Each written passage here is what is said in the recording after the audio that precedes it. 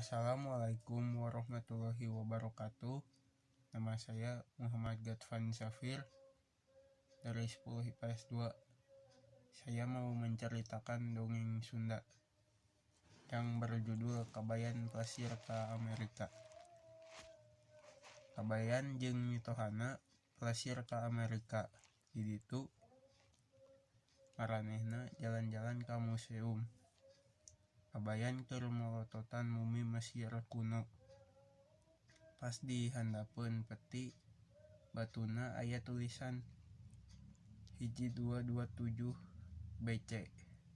Kabayan Abah aya angka di batu ieu 1227 BC maksudna naon nya Bah?